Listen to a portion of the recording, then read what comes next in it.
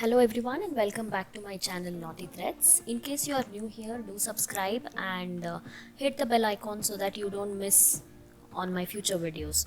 So in today's video, we'll see how to work a fabric tassel bunch. So for this, I am using leftover fabric from the blouse, which is the kalamkari kind of material you are seeing on the screen. And then I have taken two colors. One is grey color, which is the sari color, and the other one I have taken is this kind of maroon color. So by the end of this video you will see how we kind of assembled this or how we were able to do this. So since the sari is grey in color, we used grey patch on the sleeve as well.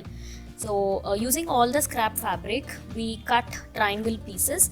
When we cut the triangle pieces, we did not make a straight line on one side. Instead we kept it curved like this.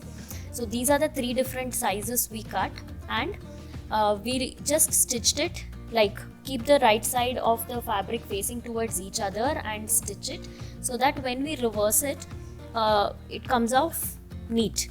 So this is how we stitched it, leaving a small opening to reverse it.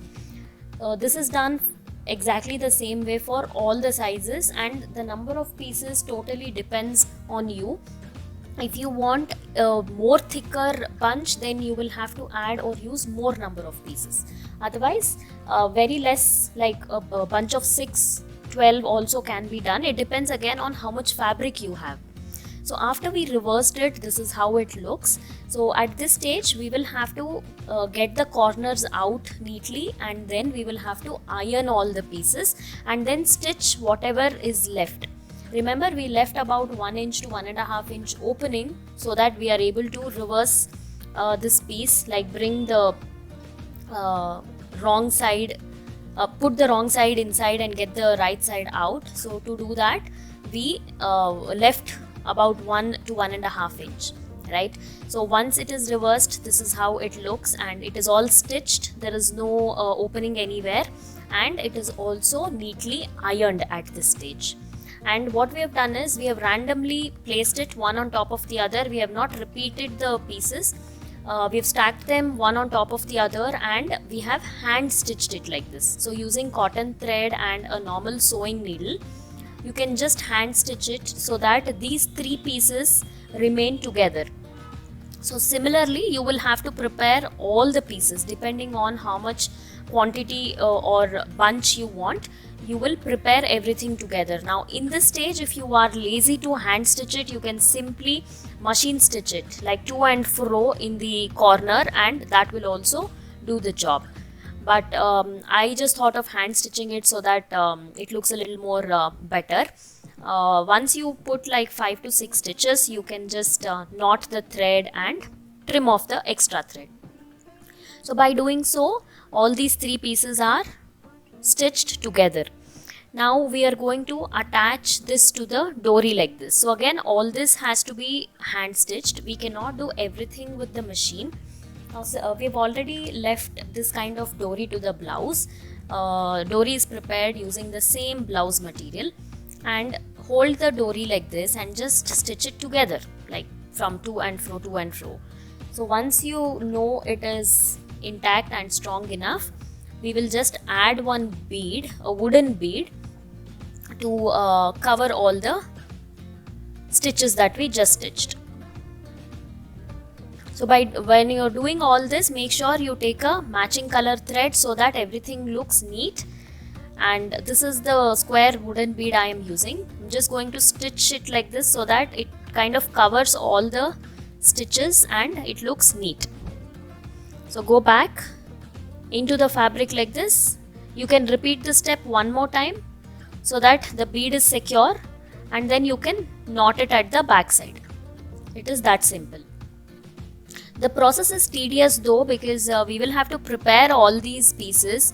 In this video is actually less than 10 minutes, but I'm sure if you sit to do this, it's going to take good 1 hour, I would say, because we'll have to first cut all the pieces, stitch them, reverse them, then stitch the opening, press it, and then hand stitch it, then attach it to the dory, and then accessorize it with beads or anything of your choice.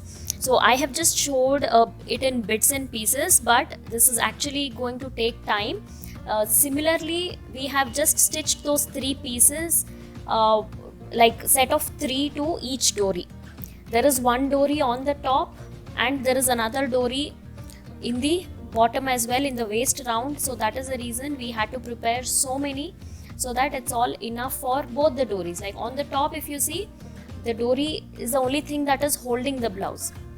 So a set of 3 pieces for each dory. So here in this blouse we have 4 dories and we had to prepare 4 sets. I hope I'm clear. So if at all there is anything that you did not follow, you can leave a comment below and I will clarify the doubt. But this kind of concept or design looks very rich for cotton and cotton silk kind of saris, where almost like the backless blouses with a huge tassel bunch looks very good when it is designed well. So here it is, this is the final look, and whenever we are stitching something like this, the finishing actually matters. So make sure you use a stencil to cut out all the pieces. Don't just start cutting straight away. Use a piece of cardboard, decide on the 3 different sizes first, and then you will cut out all the pieces. And trust me, all this is done using the scrap fabric alone, except the grey. We picked up this half meter of grey raw silk fabric to patch onto the sleeves, and the rest of it I've used it in making this latkan. So I try to use as much fabric as possible so that there is less wastage. So if you notice, even on the neckline and the edging, there is grey color fabric used. So this is how it turned out. This looks really nice if you're going to drape a single pallu and just pair it with some big antique kind of earrings. You're good to go to any party.